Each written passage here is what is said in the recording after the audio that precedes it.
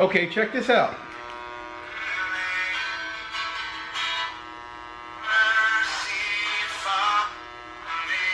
That's a flashlight. How does that work? Well, we're going to find out today, and I'm going to use this modulating flashlight that's connected to my iPhone and playing some tunes here to find out exactly how RF works. Now, this is very basic RF, but we're going to look at how we impress these signals onto a carrier signal, the light being the carrier signal. I can unplug from my iPhone. I still have the light on, so it's always there. So we'll kind of refer to in the training the carrier signal. So the carrier is always there, but the information going across there is then carried and mixed in with the carrier signal to produce, in our case, sound. As we go through this training, I'm going to refer back to a couple of experiments that we're doing here. My hope is this gives you kind of a visual of the things that we'll be talking about: impression, modulation, carrier signals, quadrature, amplitude modulation, frequency modulation, the sine waves, phase shifts, wavelengths, and all that kind of stuff. Hopefully this connects the dots for you. First, let me show you everything I got. I already showed you the iPhone, the flashlight, again, modulating flashlight. I'll explain more what's going on here in a bit. I got my latest Amazon Prime box here, or part of it. I got a little Lego stand for the demodulator and the speaker, all right? And then I have a piece of box here, cardboard box. It has a tiny hole in it, and I have that tiny hole there because we're gonna do an experiment where we cover this up right here. And then I have our wall, or several walls, or trees, or whatever it is. You know, we're gonna look at the path loss, the reflections, the refractions, and things like that that electromagnetic signals do. So yeah, let's get started. Let me hit the lights. I'm gonna leave a little bit of light on for now, just so we can see better. And let's just do the same experiment again. We're just pointing the flashlight to the demodulator. Okay, there we go. Okay, now what I'm going to do is I'm just going to pan. You can see that this is a very focused beam. Okay, and as soon as I take that beam right off of the demodulator, you don't hear any music anymore. However, if I just get, see, my outer beam is right here. I can point to it. If I just get a little bit on there, can you hear that? Okay, just a tiny bit of beam is hitting that demodulator right there. Okay, so let's experiment one. Let's do a little path loss, propagation loss. You know, when we're far from the towers, right, the strength of the signal, right, the bars on our phone, they kind of go down. So this is going to be kind of the same thing. So you're going to point that. How loud that is. Wow. Okay, I'm going to start stepping away here. I'm going to go about 27, 28 feet back over to my right, and we'll see what happens to that music.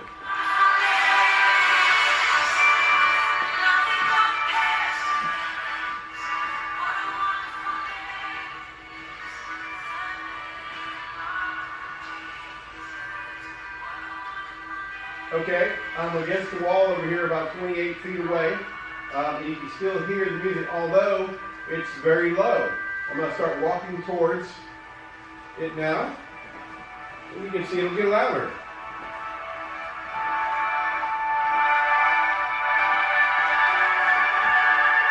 So remember, during our talks in this training, that's path loss. So we'll be referring to that later. Let's do a couple of other things here. Let me get my wall, my sheet of paper, and I'm going to put that down. Now, you can hear that. Even though I'm blocking the signal here, there's some light going around. And now you might say, well, wait a minute, Anson, the light's going right through it, because you can kind of see the light right there. Okay? We hear the music. Well, how about if we do this? You can see that there's no light through this guy, right? But I'm going to put this guy right in the middle.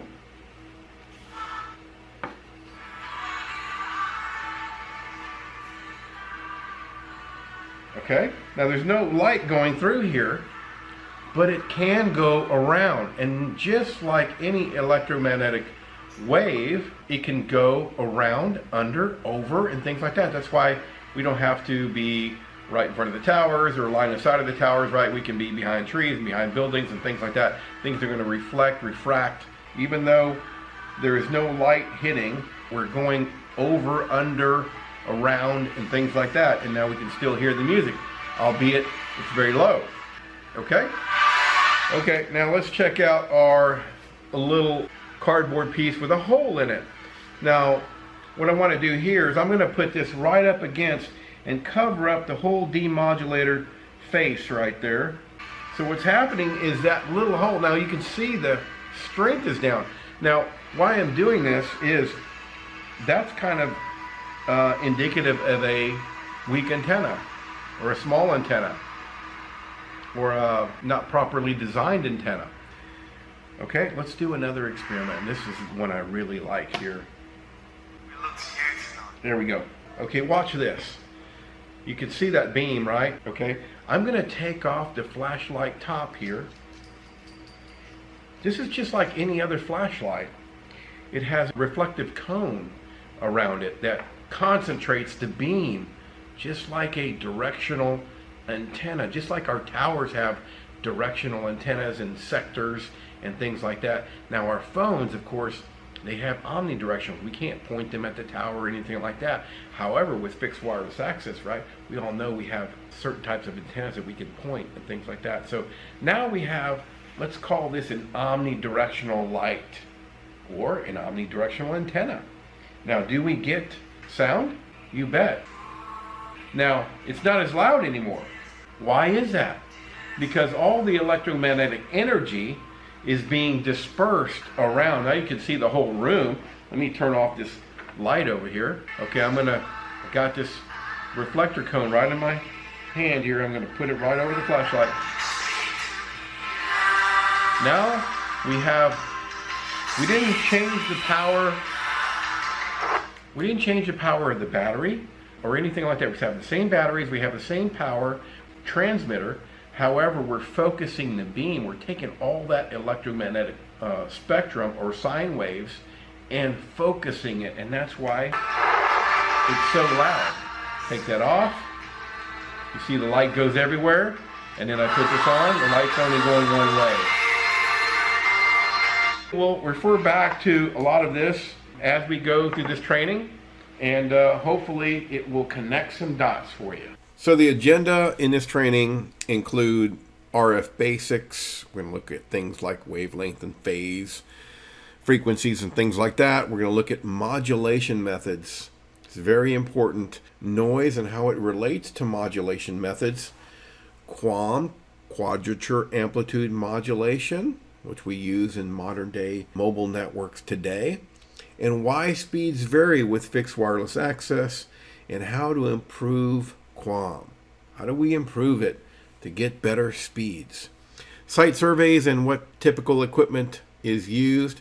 As we go through this, I'm going to tie in the experiments that we did with the modulating flashlight in the demodulator speaker. Okay, I wanted to start with this slide.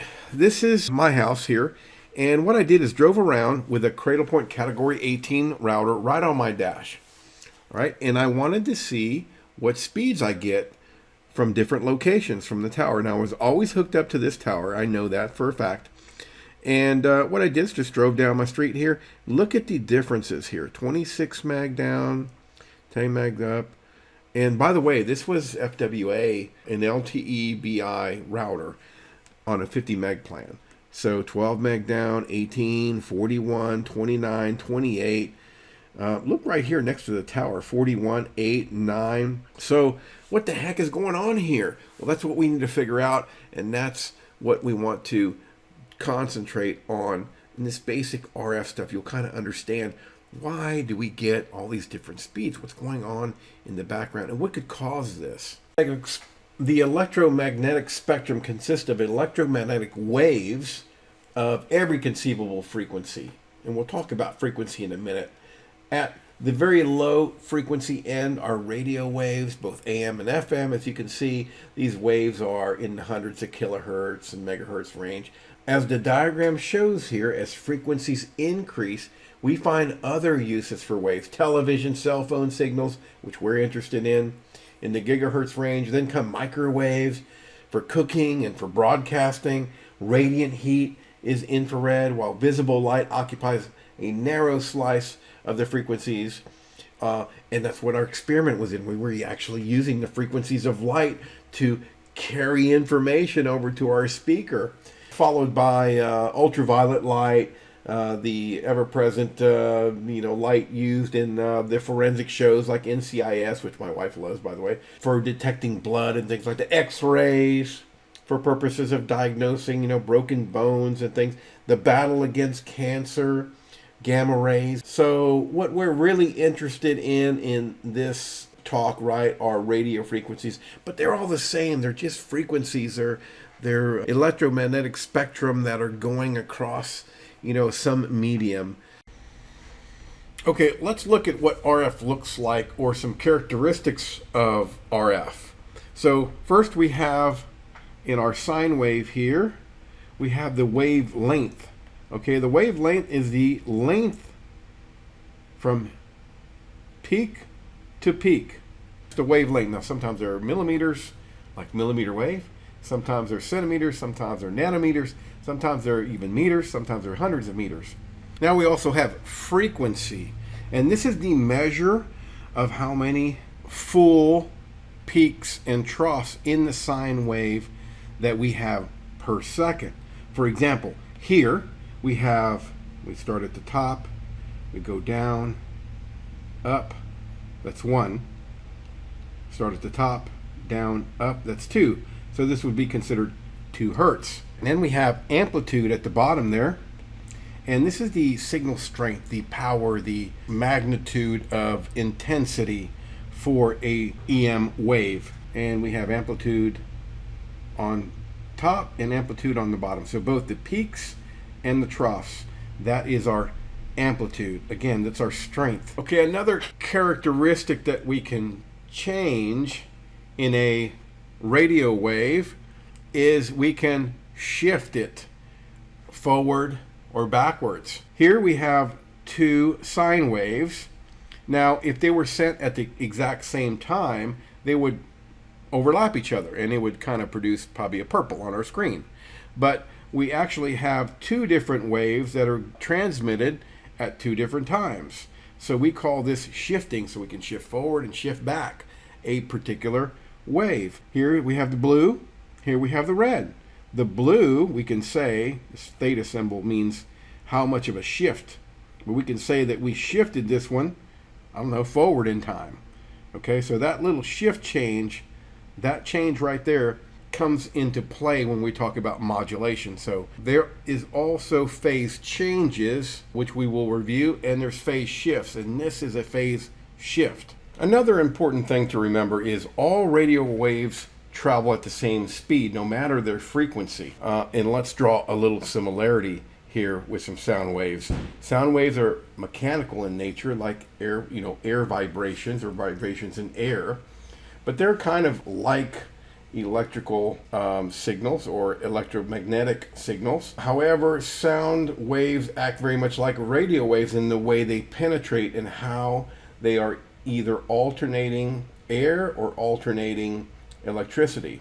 Sound waves travel at a much slower speed, but there's some similarities, and the similarity I'd like to draw here is what sounds, well, I'll ask you a question. What sounds do you hear when someone has a loud stereo in their car when you're at a stoplight or something like that? Do you hear the highs or do you hear the lows? You hear the lows, right? You hear the bass. You can think of this when thinking of radio waves too. Higher frequencies penetrate less. Lower frequencies penetrate more. So again, if we have our time here, 1 second, all frequencies, don't matter if it's low or high, they're going to travel at the same speed. Okay, even millimeter wave stuff versus LTE stuff or AWS spectrum or the lower band spectrum, they all travel at the same speed. Just because we have higher frequency doesn't mean it's traveling faster.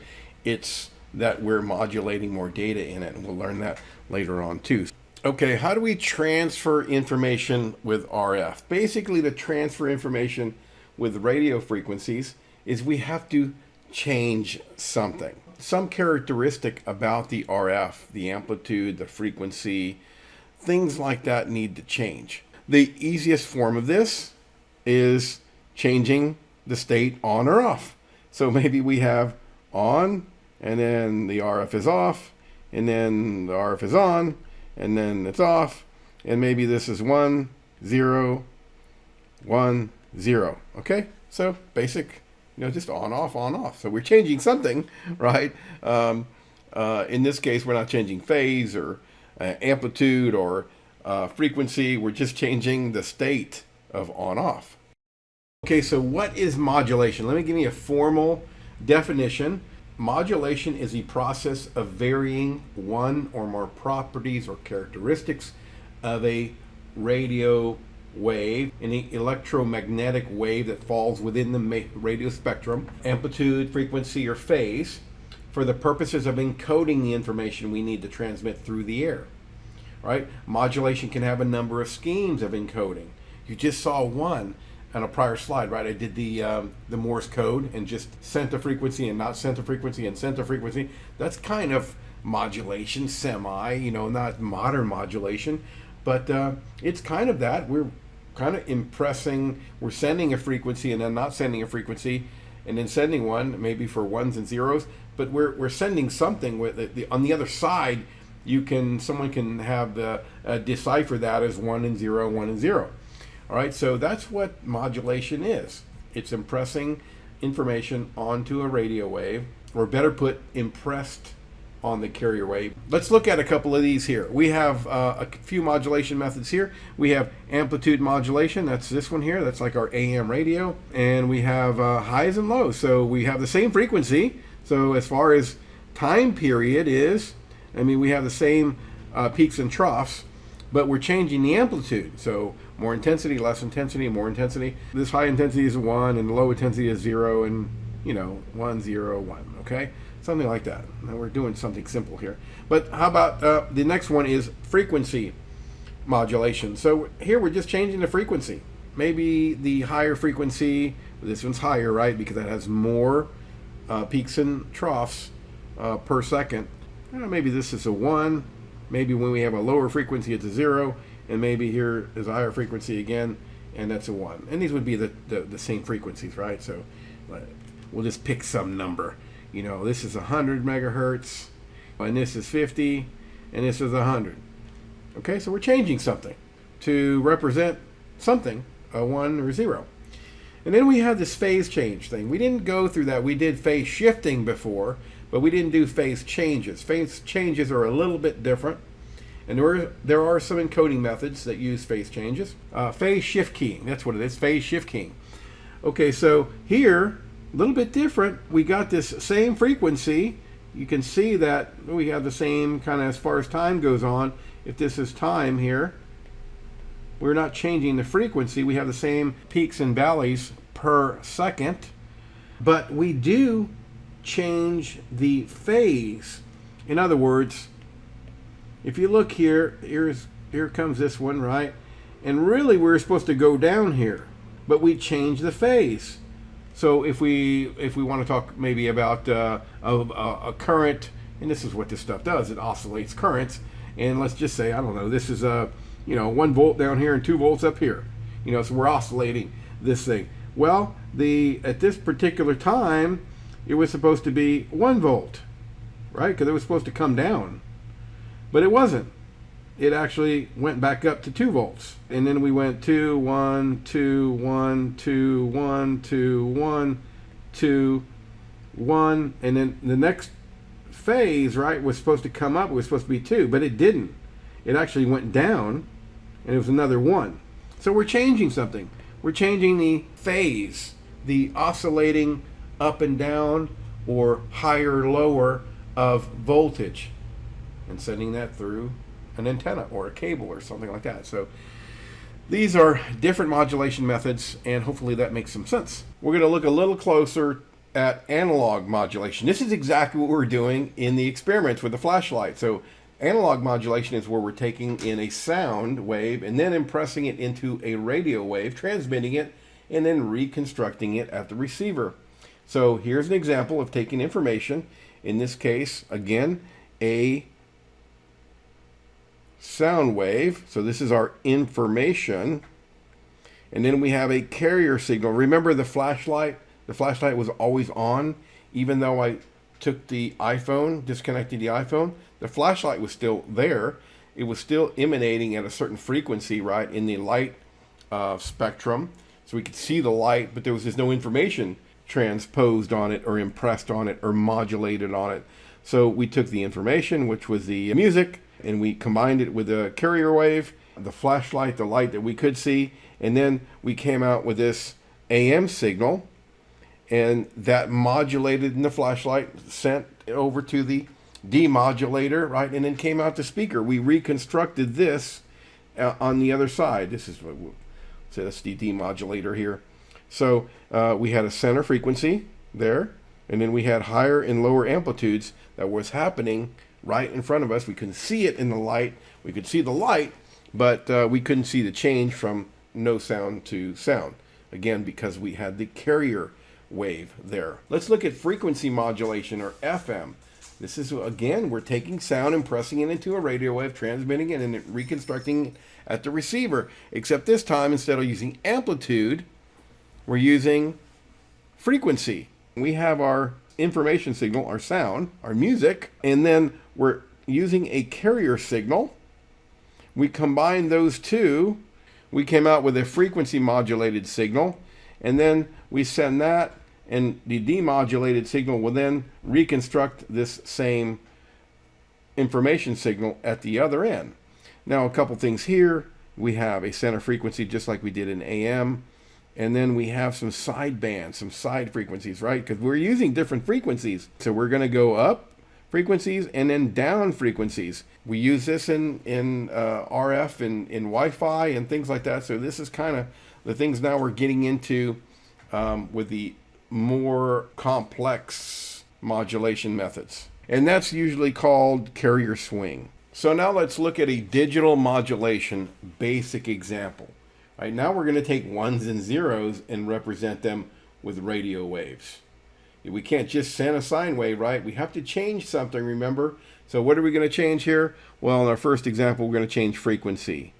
Okay, so in comes 010 to the modulator, and then we got to send it over an error interface. And what we sent was some low frequency, and then we went higher, and then we went low again. Okay, there's our 010. We're changing something. What about the amplitude sample here, or example? Here we have low amplitude, higher amplitude, and low amplitude.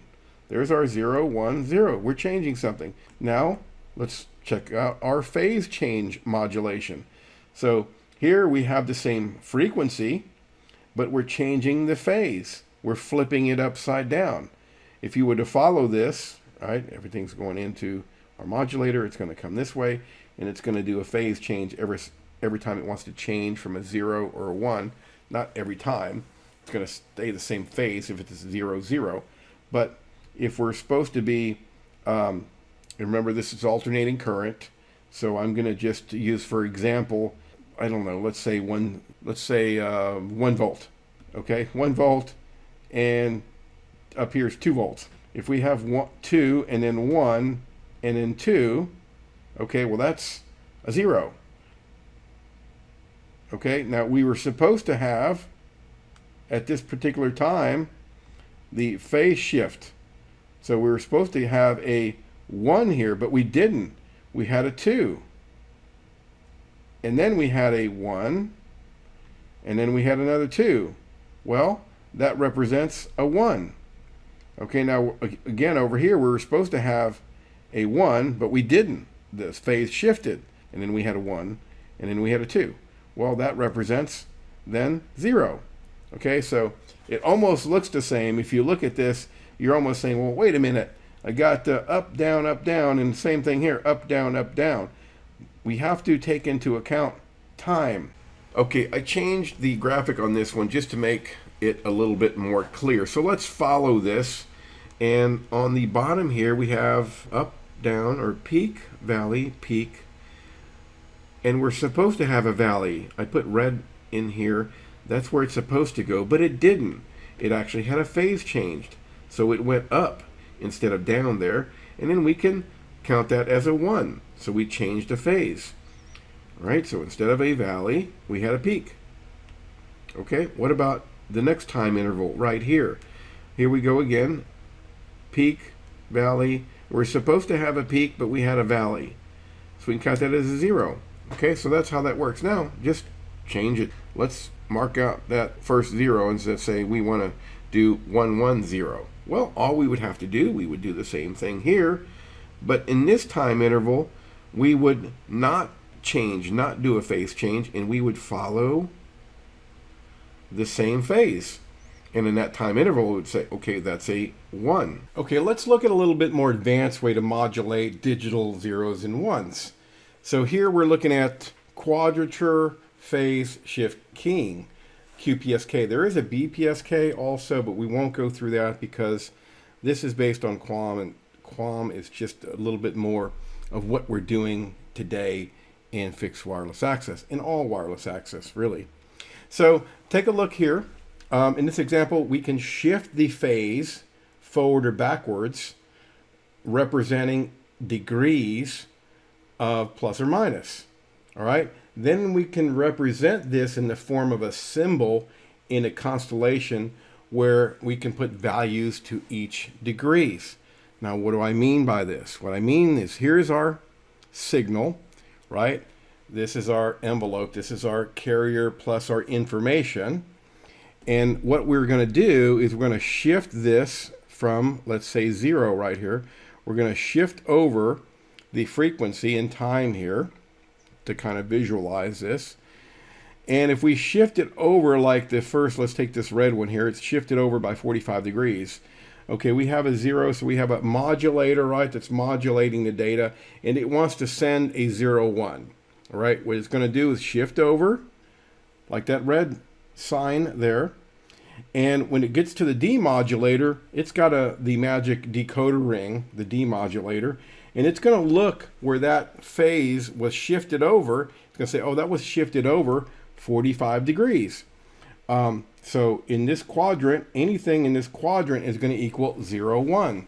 So thus, we just transported or transmitted a 0, 1 using one sine wave. Now, if you think about that from the old school way to do it just a second ago, the very basic, changing frequencies or changing amplitudes or whatever, we doubled our bandwidth. So with one shift of a 45 degrees in our sine wave, we sent a 0, 1, not just a 0 or not just a 1. Okay, and let's continue that. Maybe we want to send a 1, 0 next in the data stream. So we shift it over in time again, 135 degrees.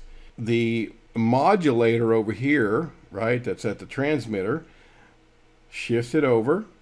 Then we get it on the air interface at the receiver. We parse this out and we look at the constellation and we see that it fell within this quadrant, 135 degrees shifted over. So we have a 1, 0 now. So we sent a 0, 1 and we sent a 1, 0, and we again essentially doubled our bandwidth. Now, important to think about bandwidth here. You've heard me in prior videos talk about bandwidth depth, and if you know anything about wireless, you know when we win C-band or LTE, there's the 3 GPP standards. They tell you how much width, how much spectrum and what they call sidebands you can use, those subcarriers. Let's say you had, let's just take very low numbers just so we can kind of realize what we're talking about. We say, oh, we can use the 10 hertz range. All right, just 10 hertz. Then if let's say we had 10 megahertz of spectrum depth, that means we could use from 10 to 15 and from 10 to 5.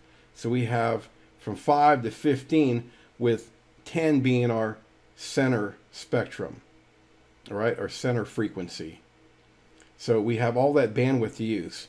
Now if we would, again, I'm simplifying it here and using low numbers, but if we had 10 hertz, then we could do this jerking around, this forward and backward, these degrees, these phase shifts, we could do that 10 times per second. So just think of that when it's 10 megahertz. So we can do it 10 million times per second.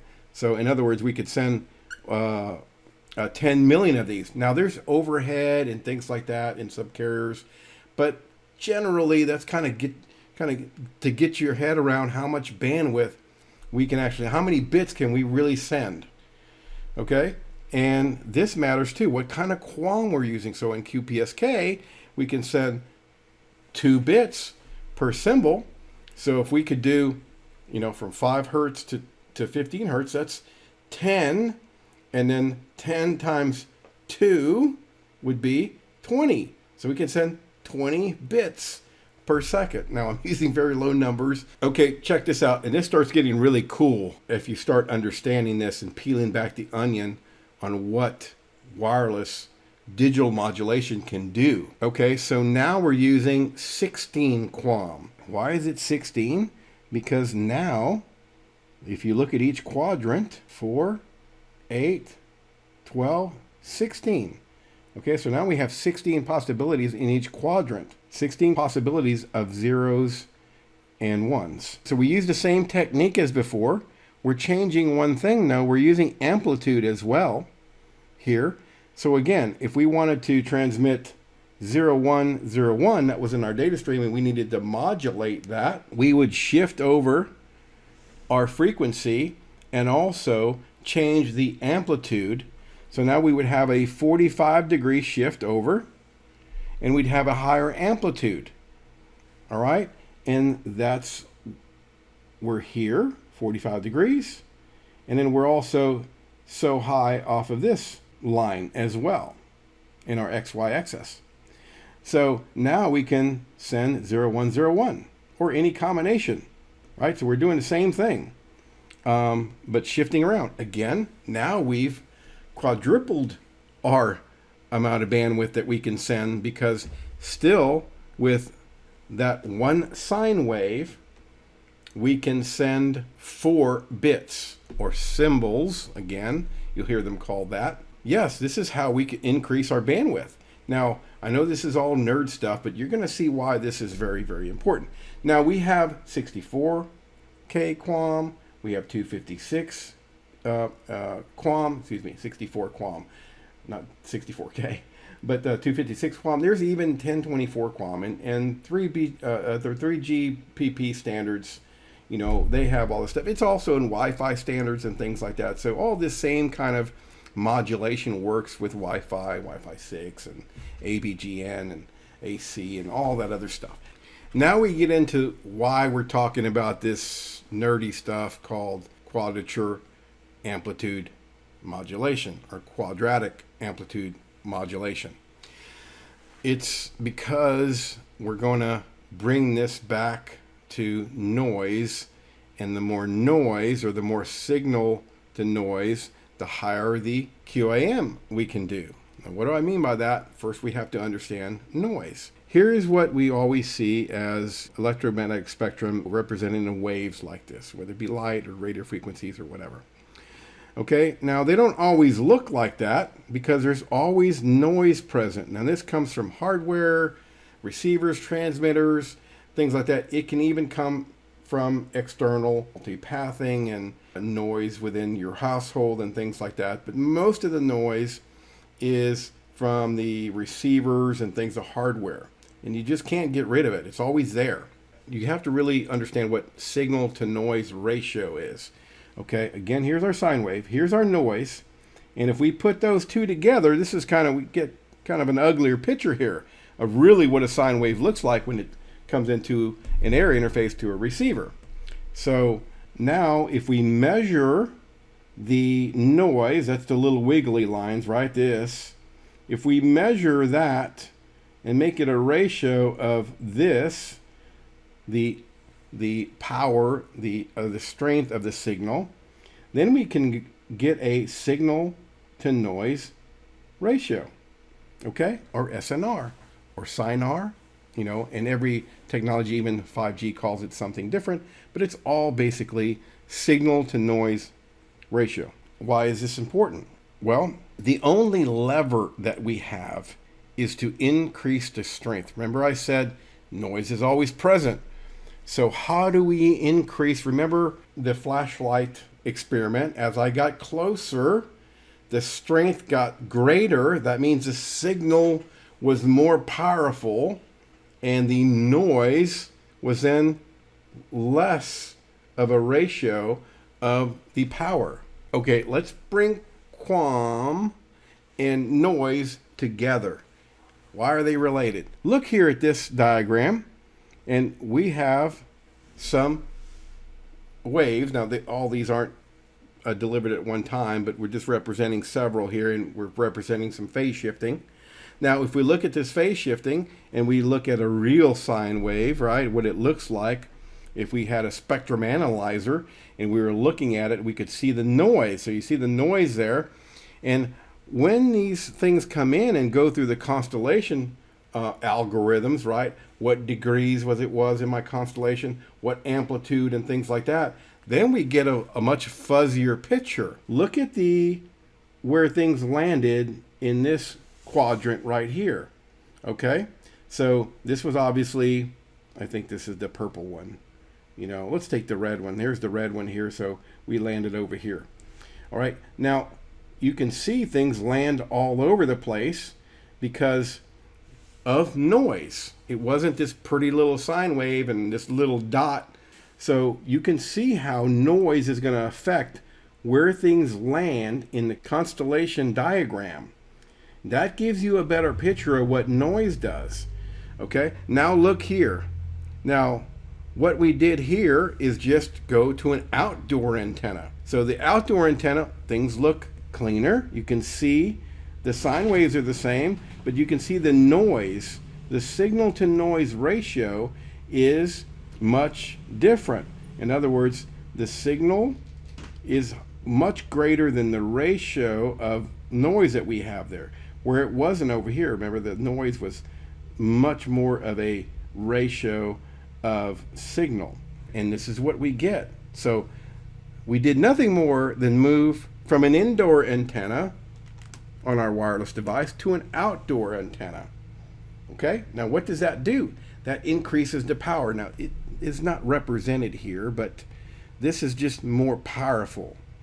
It's more powerful, and that is then less ratio of noise to the power, and things look better.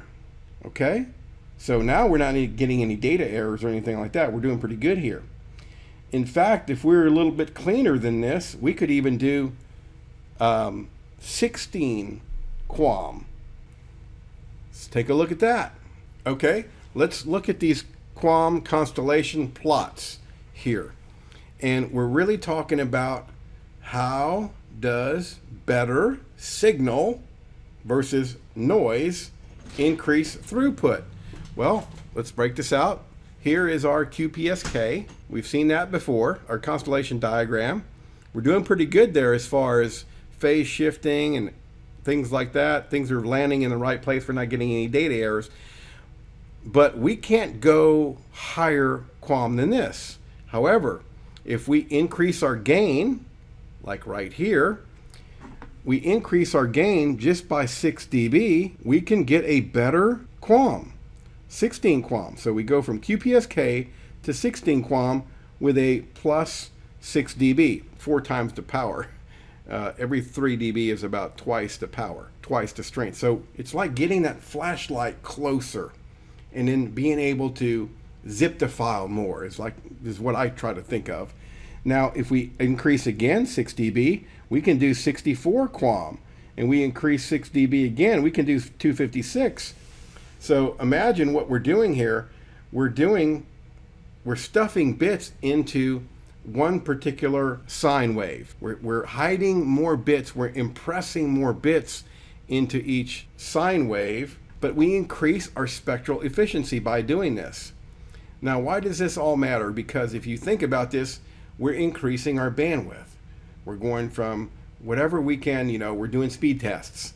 Okay, if I did a speed test over here, let's say I got 10 megabits per second, all right? And if I just somehow got my gain up by 18 plus 18, I could do 256 QAM, all right? And I'd be doing, 100 megs. I'd be doing a lot more using the same spectrum. I'm not doing anything to the radio waves or anything like that. I'm just impressing more bits and using my constellation diagram in a more efficient manner.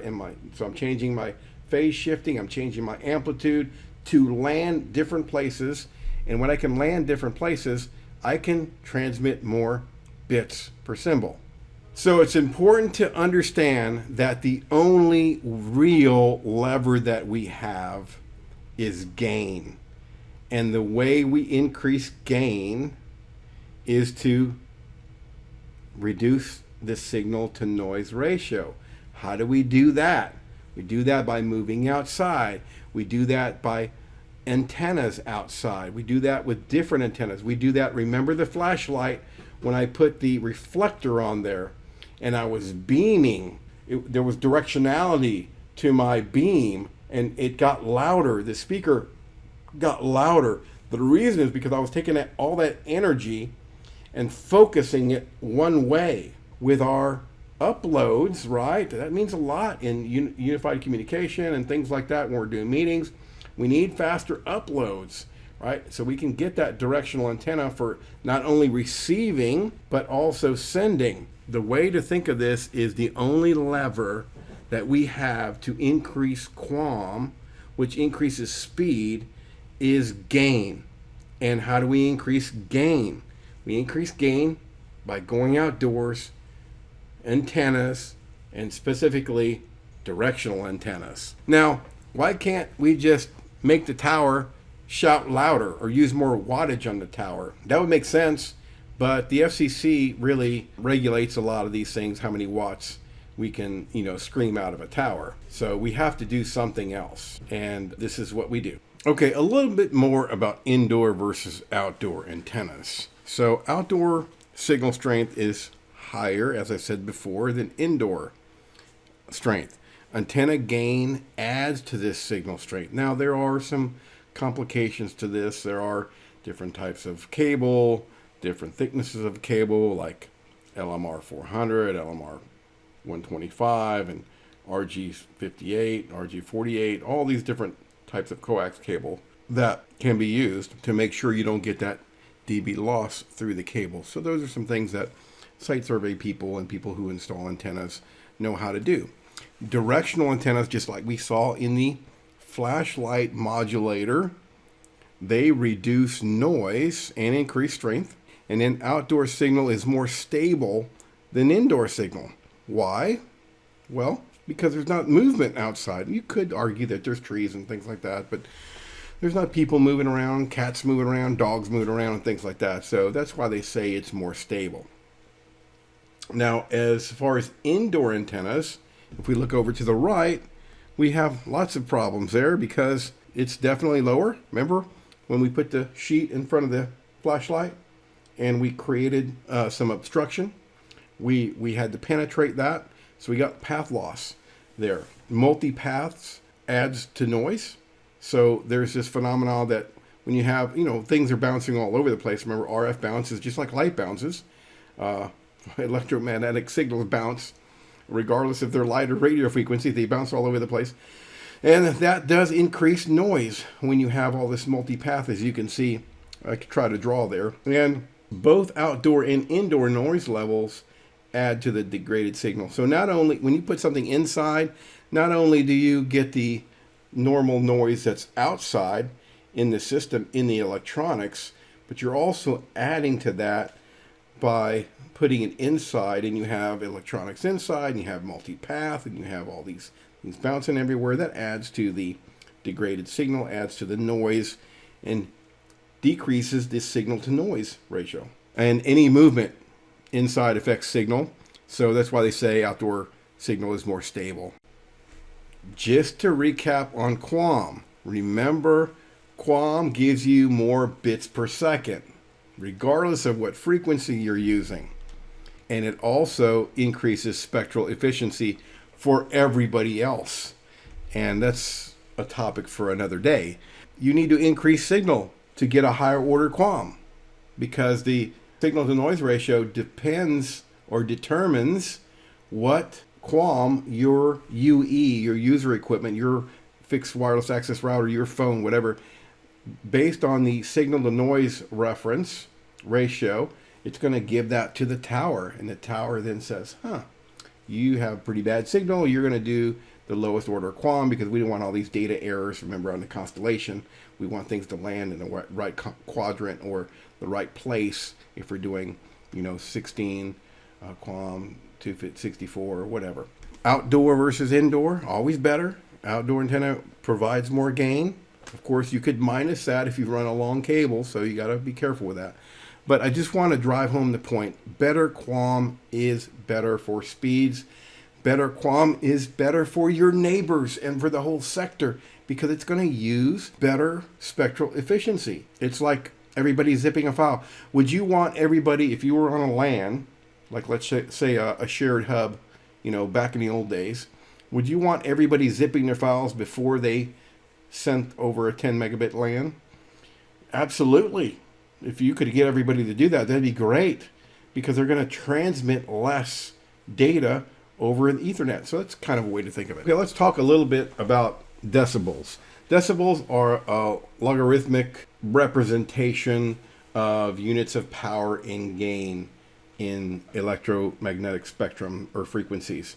In the wireless industry, dBm and dB are commonly used to, represent radio signal power, dBm, gain values, dB. The units dB and dBm are more convenient than watts to represent such a wide range of values. So again, they use dBm or dB because they're logarithmic, and you don't have to look at these large numbers and large delineation or deltas of numbers. So rather than using a linear scale, in other words. So dBm basically represents an absolute power level. So if you ever see dBm, decibels per milliwatt. And then dB units represent a difference of power levels from a reference. Okay. Gain represents the difference in two power levels. And it could be a positive gain or a negative gain. And attenuation is kind of a loss of power. So when you see reference to attenuation, path loss, propagation loss, and things like that, this is usually represented in dB also. So dB can be a gain, dB can be a negative gain or attenuated signal as well. It's important, this little rule, this 3 dB rule, there's also a 10 dB rule, but this is pretty important, because when you look at these, you kind of forget sometimes that they're logarithmic. And just a 3 dB gain, like let's say you put an antenna in the air, you go from inside and outside, and you see from your reference signal what you had, let's say inside, if you get 3 dB more of gain, you might think, well, that's not much. Well, actually 3 dB of gain is 2 times the increased power, so that's twice the power. And similarly, a 3 dB loss is half the reduction in power level. So it's not exactly the same, but so it's important to kind of know this, know the numbers are bigger than really they seem, I guess, is the way to think of it. Okay, I touched on this already, but let's kind of visually look at RF propagation. All right, basically RF propagation is radio waves traveling, propagating from one location to another through some medium, right? So radio waves are affected by their surroundings as they travel from one point to another. Just like a splash in a pool, right? As the wave travels further, the strength of the wave decreases. Or remember the flashlight little lab experiments we did, as I moved away, the signal was weaker and we didn't hear the music as loud. So, and they travel in direct and indirect paths. Now, even if you have a beam, even if you have a directional antenna, it's still gonna, based on the antenna design and things like that, it's still gonna propagate, it's still gonna go out in an indirect way, a wide kind of way, and it's gonna bounce and things like that. So obstructions along the path, the length of the path, they affect the signal, and the strength is reduced. Frequency of the signal impacts the path loss as well. That's a big one. Just like we looked at earlier, I think I had a slide where we saw, we talked about the loud stereo. So the kid with the loud stereo that pulls up next to you or behind you at a traffic light or something like that, you hear the bass, right? You don't hear the tweeter, you don't hear the cymbals, you hear the bass. That's because air pressure frequency, vibrations in air, they work very much the same way. Lower frequencies travel better. They penetrate your car windows and things better than high frequencies. The same with the electromagnetic spectrum of frequencies also. So RF propagation is affected by what? We have all kind of things. So here's our little tower here, and then we have things bouncing off. We go through a window. Even when we change mediums, it tends to curve. You can think of it the same as like light, when it goes through a window, it kind of curves. You can see it goes through this window, the strength goes down and it curves. So every time we change direction or go through a medium, we're gonna increase the loss or decrease the signal. Here, let's see, we have scattering. So here we got a signal and we hit a metal pole and we just have scatter all over the place. Over here we have a diffraction. So that's going around things, bends around the surface. Remember we did the flashlight experiment and I put the page with folded page right there and right in front of it, and there was definitely no direct light getting through, but it was kind of bending, it was going around. There was still light at the solar panel, and that encoding or modulation was happening. So since that light was bending around, we still heard music. We get reflection. So here we got a reflection coming back there. So there's all bouncing off a surface. Now let's look at the house over here. So we have the propagation path loss, right? We go from strong and we're way over here. So,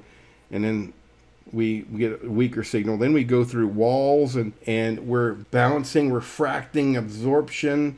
All these things are happening inside your house. That's why inside a house really creates havoc on RF. It's a wonder how this stuff even works inside your house, how your phone works and things like that. But anyway, we use very low frequencies and those can penetrate very well. But 5G is different, right? We're using high frequencies at least for a while until we clear out all the 4G stuff, and then we can reuse those lower frequencies that we're using in 4G. And then millimeter wave, that's way up there, right? And we know that we've heard all these stories, right? We got to be line of sight. There's got to be a small cell on your light pole that you can see out your window, and you put your 5G millimeter wave fixed wireless access router there. So high frequencies don't penetrate. Just like you don't hear the cymbals in the guy's loud stereo that's next to you.